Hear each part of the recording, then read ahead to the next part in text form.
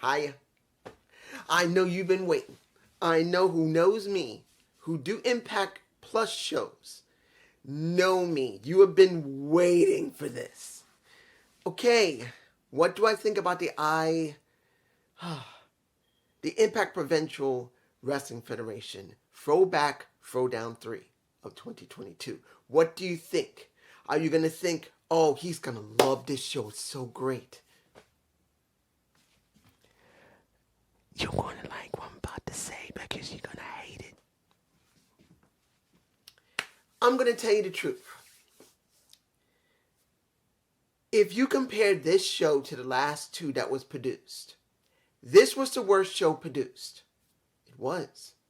Now, taking into an account, and you must take this into account, ladies and gentlemen, this is a parody show. I want to say that again. This isn't an ordinary Impact Plus show. This is a parody of the old WWF, or WWWF, the Worldwide Wrestling Federation, or the World Wrestling Federation. Count on which one you really like. Did you like the early 70s version when it was a Worldwide Wrestling Federation? Or the World Wrestling Federation when Vince was running it? Not Vince Sr., Vince Jr. It counts on which one you care about. But, taking into account, this is a parody show. It means nothing to the regular Impact product. It means nothing. The X Division wasn't shown. The titles were not shown for the tag titles. The current Digital Media Championship wasn't shown. Nothing. The open weight tag champions of the Motor City Machine Guns, they were not involved in it. None of it. None of the current titles were there. Nothing. Not even the TNA title was there. Nothing is there. This is his own thing. It is a parody. But, before I get to some of this, because I'm not going into detail with this, since it's a parody show, I'm not breaking this down because they only do it maybe once or twice a year. There's no point in it. But I'm going to tell you, this was the worst produced show that they've made of the three they produced so far. The first one was the best. It was. The second one was okay. It wasn't bad. This was the worst. You know why? That. It was so dark. And I want to make this clear. Wait, hang on a minute. My camera freaked out. See it in this respect. You got a stage. And where was it? Plymouth? Was it Winston-Plymouth? No, Winston-Salem, North Carolina. There you go. Sorry. Because I'm thinking about Salem, Massachusetts. When they did Winston-Salem. That just sounds like it might be from that. But when you look at how they produced everything, it was so dark. The lighting was the major issue. It was so bad. You could not see anyone going to the ring. You couldn't see anyone going away from the ring. I believe I'll show a few shots of when they tried to do interviews with Todd or Orca, or O-T-O, Ota, whatever his name is. Look at these shots. It is so freaking dark. It's a joke. And not a good one either. If they were thinking, well, we're going to be just like how old wrestling was, where the lighting was bad. There's no problem with that. If you're trying to emulate that for the fans at the arena. But we're fucking talking about 2022. Where the majority of your money is coming from what I'm doing on a damn camera. You stupid motherfuckers. You wanted to make this, have this air of the 1960s and 70s where it was dark most of the time. Or worse yet, the crowds in there were not that damn big. You stupid motherfuckers. I don't care who you are, who produced it. In fact, Jimmy Jacob was one of those people who came out during one of the segments. I would have smacked the taste out of his mouth for what they produced. Because it's not the problem of the wrestlers parodying. It was good. I liked how the parodies were done. Look, I will talk about most of the parodies, not about the matches themselves, but the parodies. But I like that. But if you can't see what's going on at home, you just wasted $10 freaking dollars. What were they thinking? Mind you, I say this again, and I want to iterate this. This is a parody show. You can't 100% hate it. If this was a regular Impact show where it was that dark, oh, I would tear their asses out. And I would love every second of it. And if anyone in the comments said, well, this was a good show, I'll say, no. I would actually tell them no. It was so dark, it made the show unwatchable when it was outside. It was a joke. I would have said, you're wrong. And I don't normally do that because I know I got a few shots. They should be in my face. Look how freaking dark it is. You can't deny it and you can't defend them. But as a parody show nearing the end of the year, you have to say they did this on purpose and went too far with it. And you're going to have to accept it for what it is.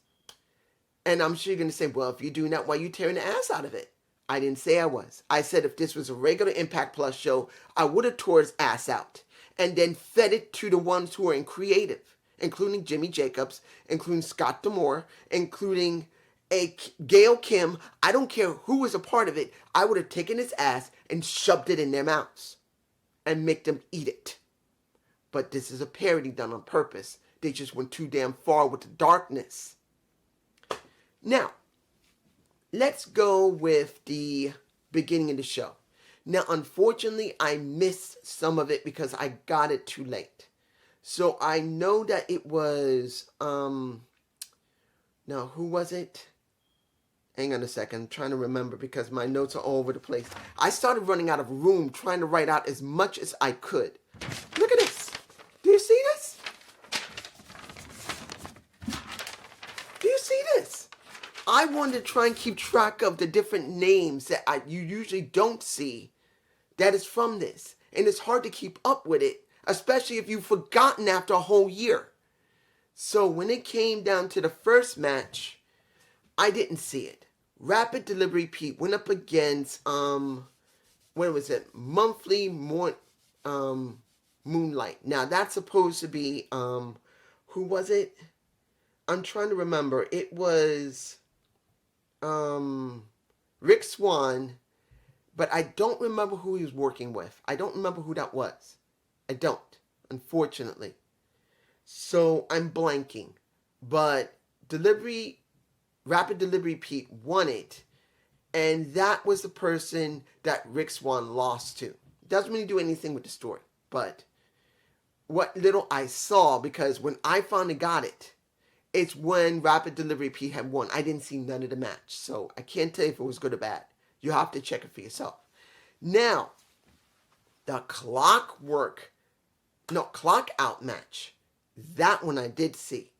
And it was Bill Ding. And that was Trey Miguel. He already did he already had done, from what I understand, during the kickoff.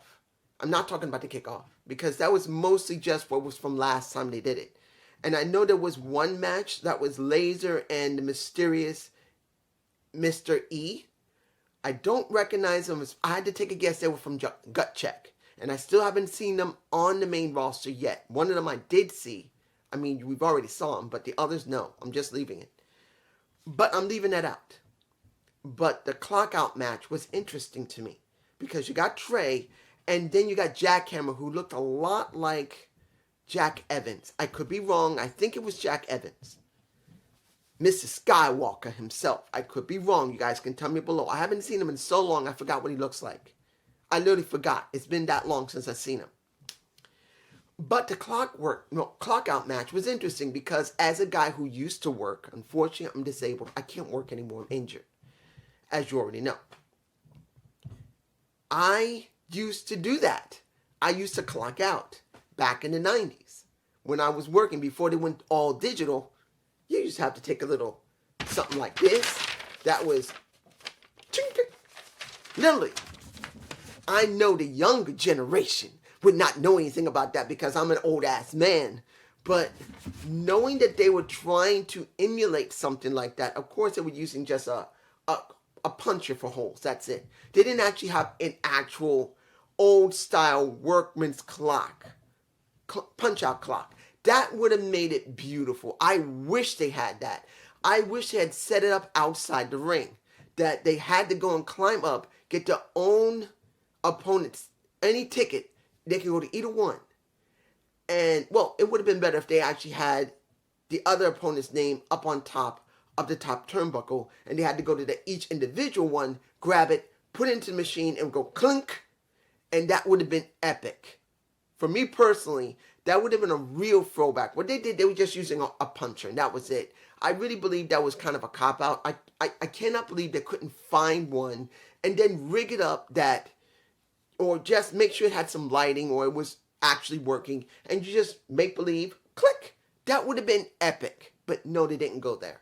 But it doesn't mean it wasn't interesting that they were trying to do something that is only done now in Japan. If you didn't know, Japan still does paper. In the United States, they basically abandoned the old technology, but in Japan, almost everything's still not fully digital yet. Not because they're not one of the most they're backwards. They still believe in actual hard paperwork and actual timekeeping and clicking and actually making sure that your card is done. That's an interesting thing. And they kind of played off that. Like I said, I kind of wish they had an actual time clock, even if it wasn't working, just to have it. That would have been awesome. That was just me. Now, what did we get for the next match? We got, well, Georgia Cobb versus... Look, was it interesting the last time we saw a Savannah Evans doing a little bit of Thriller? Because she loved a little Michael Jackson, so she was homaging Thriller as the Wendy, what was her name? Wendy the Wolf Woman. I'm telling you, I understand that she loves a Michael. I understand she loves a Thriller. And I understand she's going to dress as Thriller and act like a... I understand. I respect that. Yeah. But we're still dealing with a Savannah Evans, dealing with a Jordan Grace. And if you thought that the match, if you haven't seen it yet, was awesome, no. I'm going to tell you right now, the matches were not all awesome at all. This was not about matches. This was about parody, guys. If you watch this show, and I'm making this clear as I'm explaining it, because I want people to understand what they will be watching if they have not seen this type of show before. A Throwback Throwdown, in Impact's point of view, is not about the ring work. It is not about any of that. That is about people who love certain aspects of when they were growing up as kids, and they got the chance to play it out. Look at Trey Miguel. He did Bob the Builder. That is Trey right there, the Bob the Builder. That's what he's doing. And I'm sure when you look at Jordan Grace, you see something of a Cobb. I'm not exactly sure what she's supposed to be as Georgia Cobb. I don't know. Georgetta Cobb, I believe that was the name. I'm just like, you saw a wolf woman versus a regular Jordan Grace, all in black, showing butt cheeks.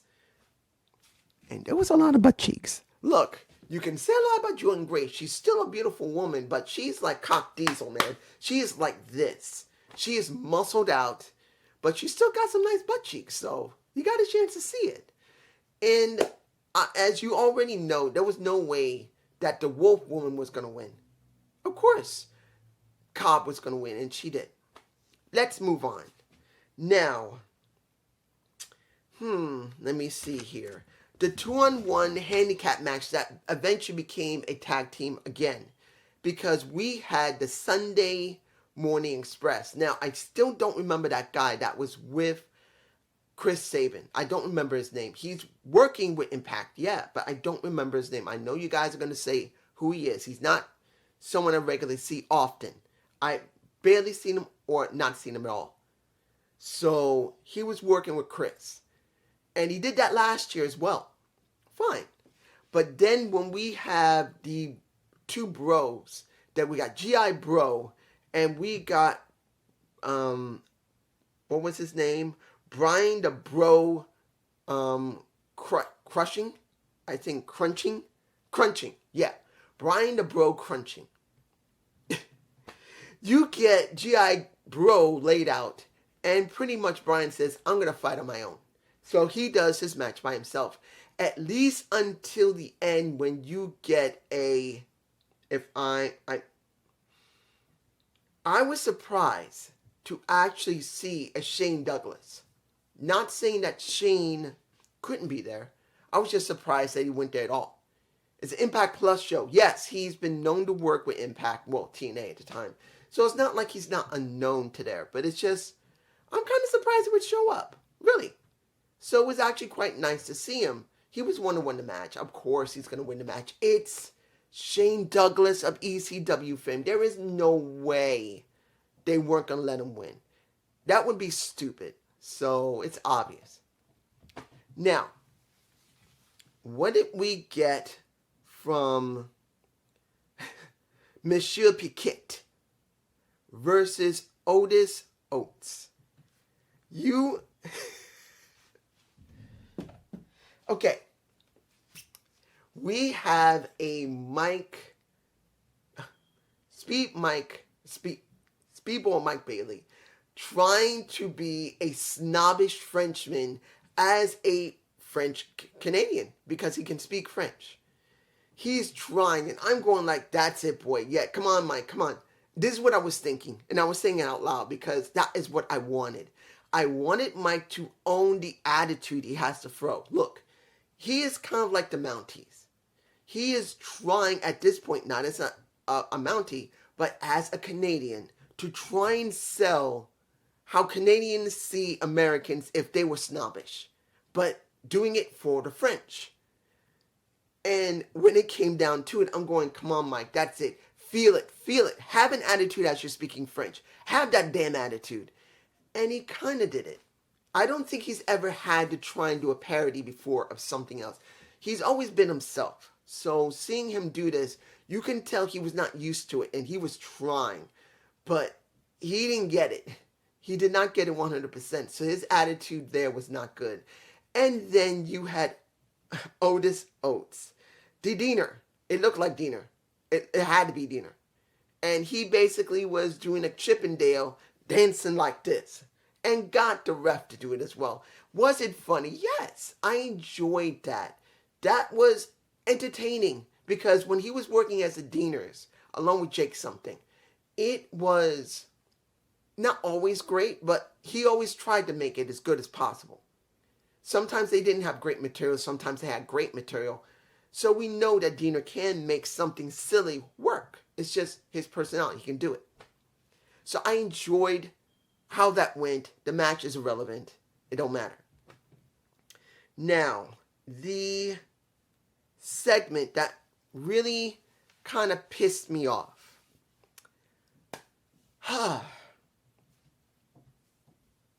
Let me give it to you like this. Tommy Dreamer having a moment to go up against Presley West.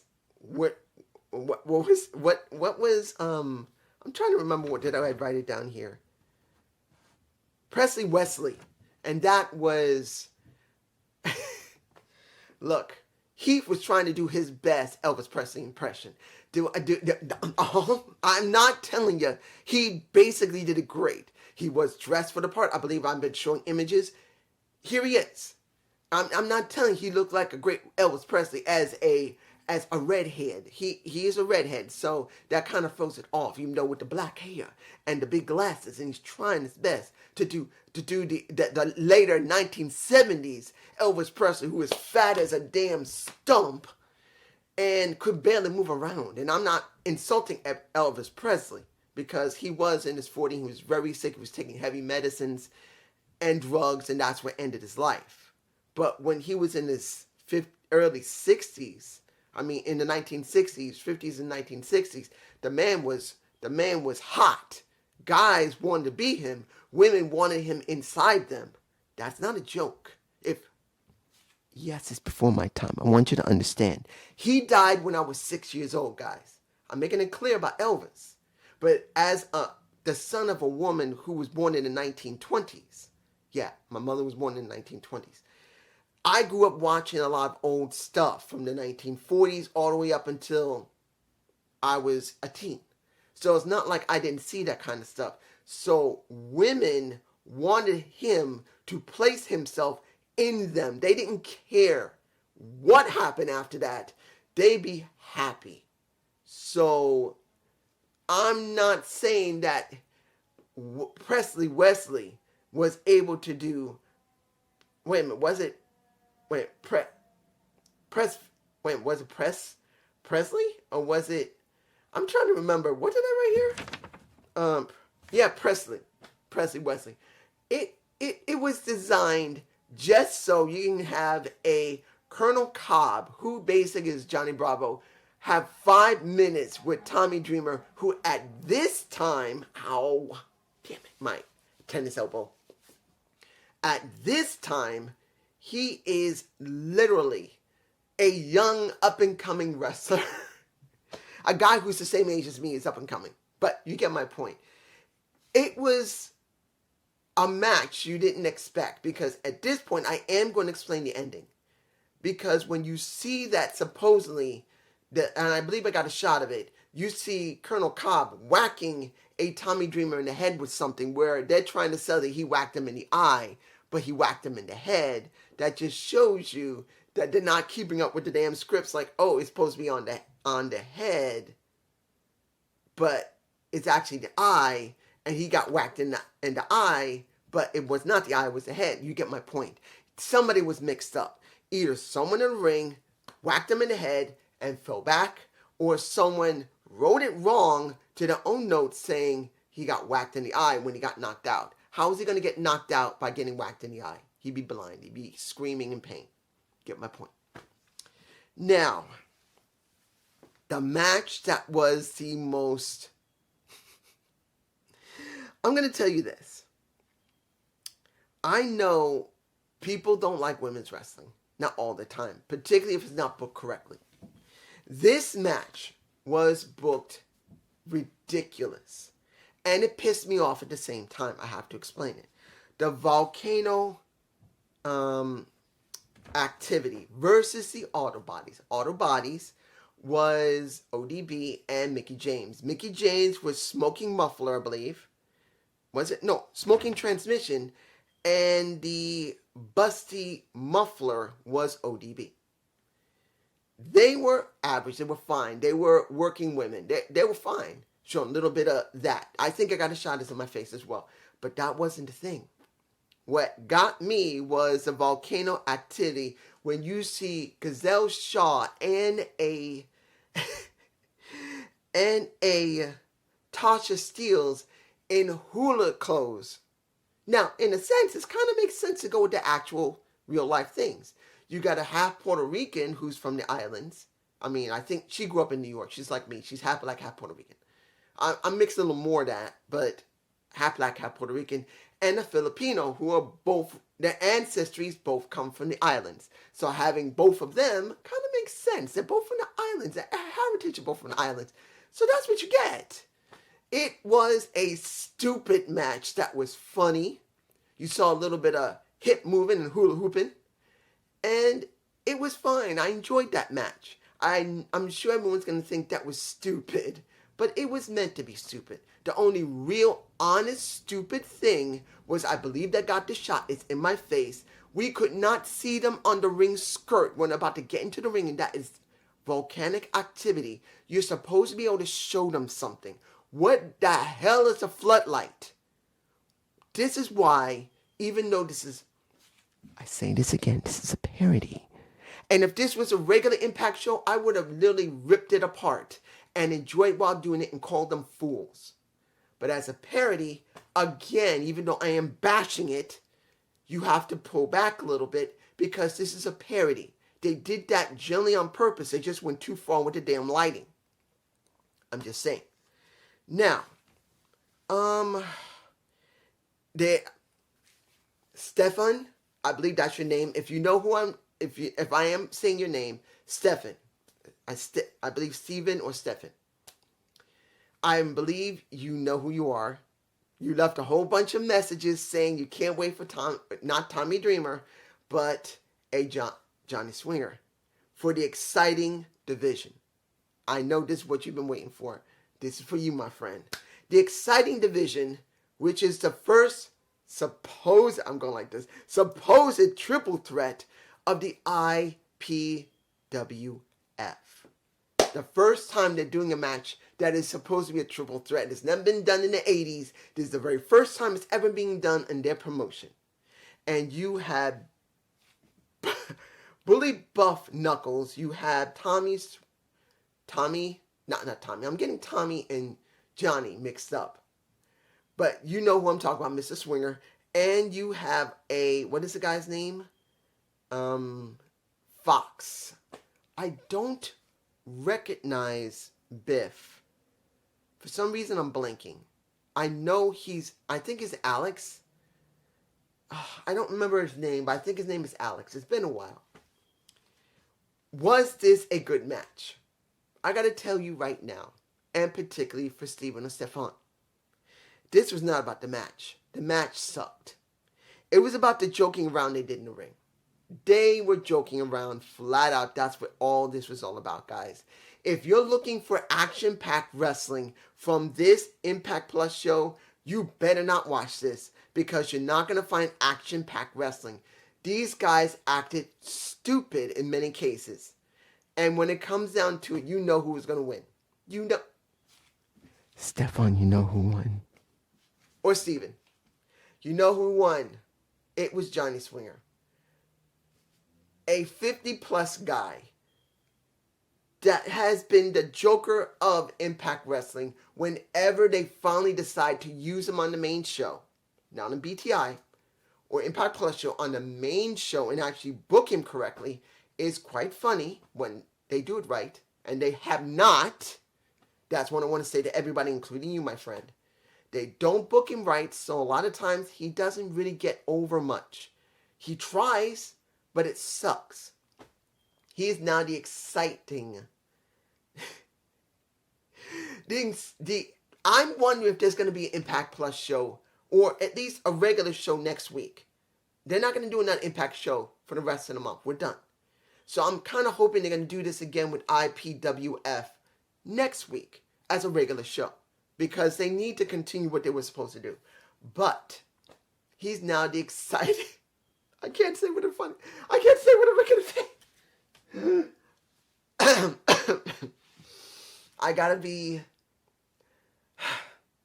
I have to be a reviewer. I'm sorry. This is just stupid. But that's the purpose of the match.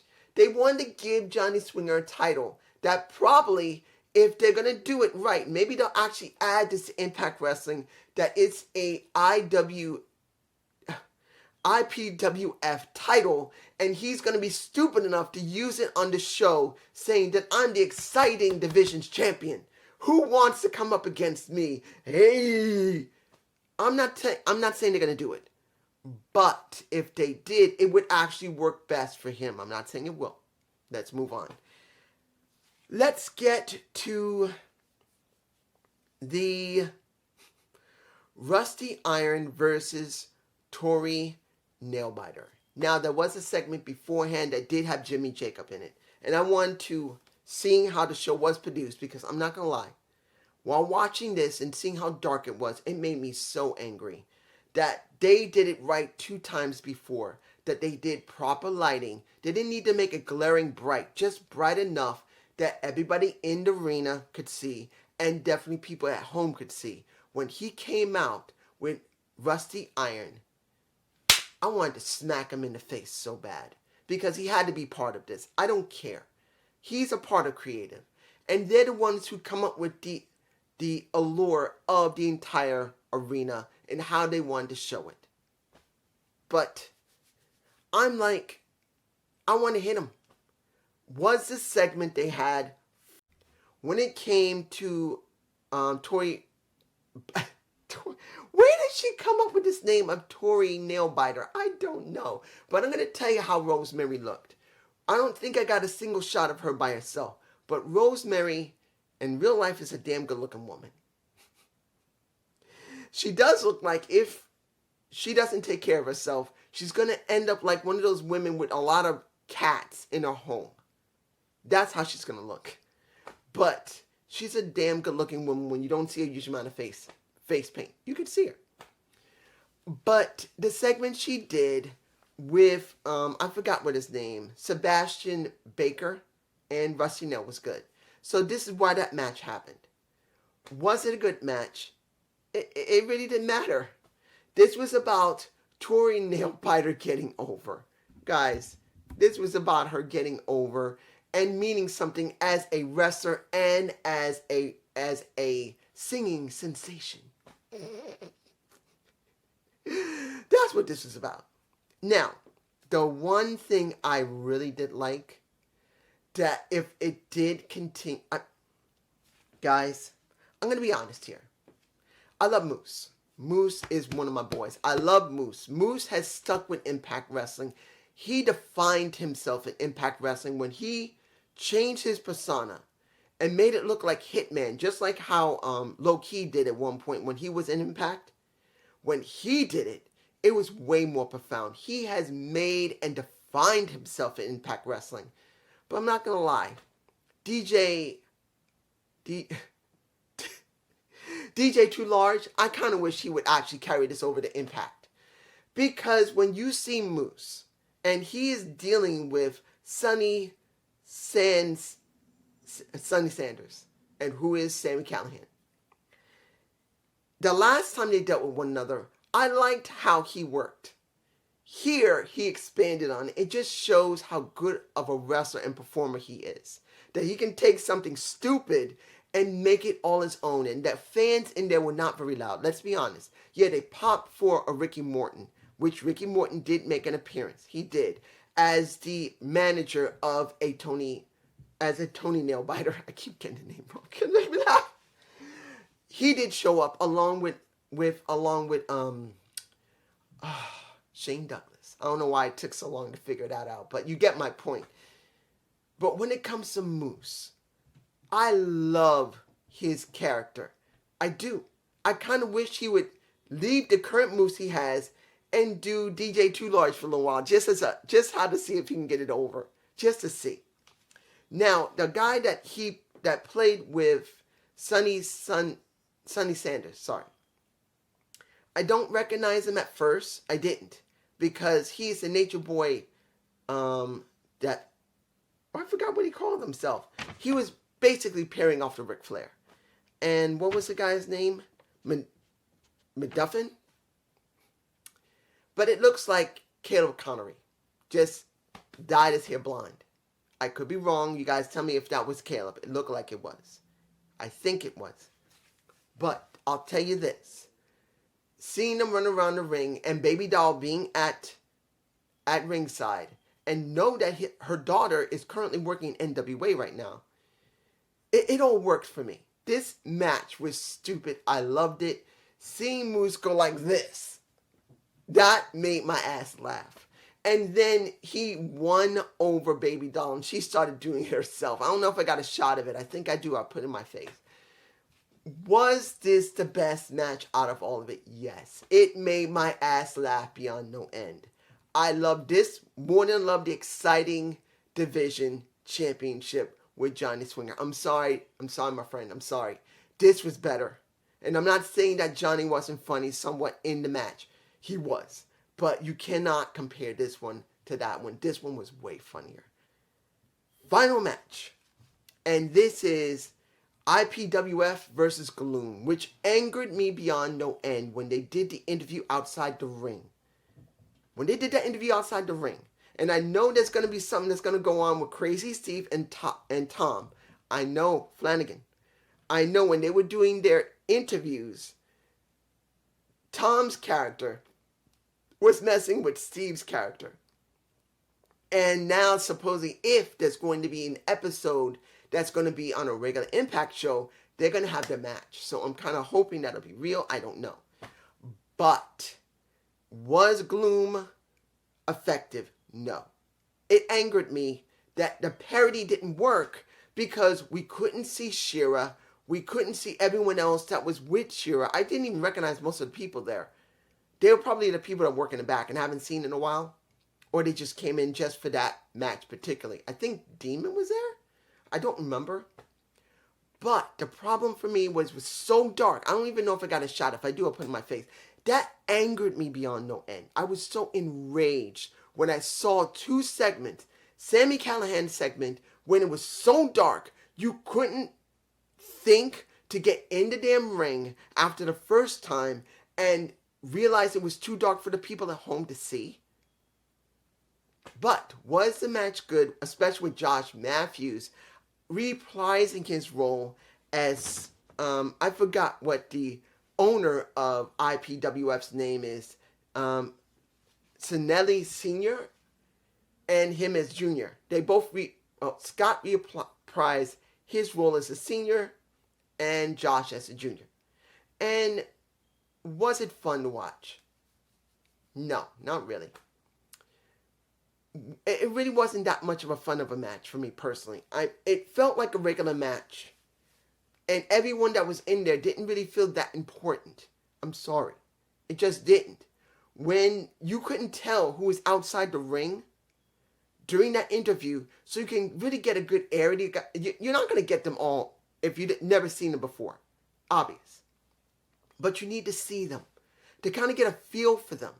And also, we got a chance to see everyone from Team IPWF, but we couldn't see the guys from Gloom. It threw it off for me. I didn't enjoy it. And yes, Josh's character supposedly twisted his ankle and he went outside when he was lying, of course. And I forgot what he called himself. Damn it! I don't remember how it was pronounced. How did he pronounce his name? I could not remember how he pronounced his name. That name, I could not pronounce it. But seeing that their ring announcer, Chestnut, was the evil mastermind of Gloom, was nice to see. They did something with him. And in the end, Senior Rizzelli, I can't pronounce his name. I can't remember his name. Just basically the owner of IPWF won. And his son was the one who had to be the ref because the ref had got knocked out. And then Chestnut got slammed by the Senior Rizzelli. In the end, will you watch this? Should you watch? I should say not will you watch it. Should you watch it? If you're not 100% looking for a really, like a WWE thing, the way Triple H is running it, or AEW, or a regular Impact show. If you're looking for that, if you're looking for like a regular Impact or regular AEW or regular WWE type of regular show with regular storylines in wrestling, this is not for you. I'm telling you right now. Don't watch it if that's what you're looking for. Regular wrestling. You're not going to get it. This is not about regular wrestling. This is about parody. This is about Impact Wrestling making fun of the old WWF or WWWF. How wrestling used to be. They are parodying it. But I have to say this. They kind of ruined it because they went too far trying to make it have that older feel. Because the lighting really messed everything up. The sound was fine. Camera work wasn't 100% bad. It was the lighting that ruined everything for me.